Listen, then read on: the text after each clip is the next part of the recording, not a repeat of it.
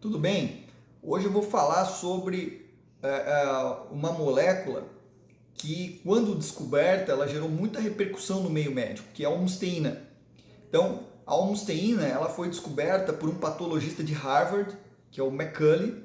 E o que aconteceu? Na época, ele era um patologista e ele ficou intrigado porque, dissecando o cadáver de crianças que tinham morrido de infarto, ele via a placa de ateroma na carótida igual a placa que tem no adulto. Então aquilo intrigou ele. Ele falou: poxa, como é que uma criança, né, desenvolve ateromatose igual ao adulto? Então foi quando ele descobriu um polimorfismo genético que chama homocisteína. Então ele descobriu que essas crianças tinham níveis muito altos de homocisteína e ele começou a cogitar que isso podia ter relação com doença cardiovascular. Na época ele foi mal entendido, conta a história que ele parece que foi demitido de Harvard, alguma coisa assim, ficou muito chateado, foi morar na Flórida. E 30 anos depois, o pessoal chamou ele, pediu desculpas. E hoje a homocisteína é reconhecida como um fator de risco cardiovascular quando ela está muito aumentada. Em geral, os valores ideais dela são abaixo de 15, o melhor é abaixo de 10. É um exame simples, qualquer profissional de saúde pode pedir. Né? E a homocisteína ela faz parte de um ciclo celular que a gente chama de ciclo da metilação. Então, quando a homocisteína está elevada, isso quer dizer, traduzir, que o ciclo da metilação não está funcionando direito. No Brasil, uma das causas mais comuns disso é um polimorfismo genético, uma mutação numa enzima que a gente chama de MTHFR, que é o metiltetraidrofolato redutase. O que essa enzima faz? Ela pega o ácido fólico, que é a vitamina B9 de bola, na sua forma ainda não ativa e transforma ela na forma ativa, que é o metilfolato. Então, 30% das mulheres, por exemplo, no Brasil, tem esse polimorfismo que não convertem direito. Elas convertem, mas não convertem todo o ácido fólico em metilfolato. E 10% elas não convertem o ácido fólico em metilfolato. Por isso que hoje, inclusive nas gestantes, aquelas mulheres que querem engravidar, a gente já vê muito uso.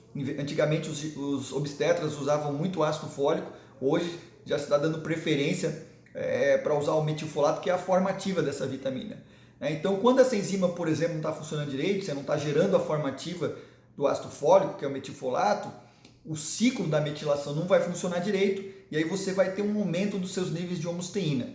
E isso implica no quê? Principalmente risco cardiovascular, que foi o que o McCulley descobriu. Então, a homocisteína é uma toxina que a gente produz que está relacionada com disfunção endotelial e aterosclerose. E também isso está relacionado com doenças neurodegenerativas. E quando o seu ciclo da metilação não está funcionando, isso quer dizer que você está hipometilando, quer dizer, a sua capacidade de metilar genes está diminuída. E aí isso aumenta a sua chance de câncer. Num processo que eu já expliquei em um vídeo anterior, né, de epigenética, onde a metilação é a maneira que o nosso corpo tem de silenciar genes que possam ter capacidade de criar tumores, vamos dizer assim. Então, a homocisteína é um marcador importante da nossa saúde, né? E a boa notícia é que para baixar ela, em geral, a gente não precisa usar nenhuma medicação, na verdade nem existe medicação para baixar ela. Você sempre vai procurar usar nutrientes como a vitamina B12, que está relacionada com o ciclo da metilação, com a vitamina B9, que está relacionada com o ciclo da metilação, com a B6 e também, às vezes, com algum outro tipo de nutriente. E esse ciclo da metilação, quando ele vai abrindo, ele é importante até para a produção de neurotransmissores.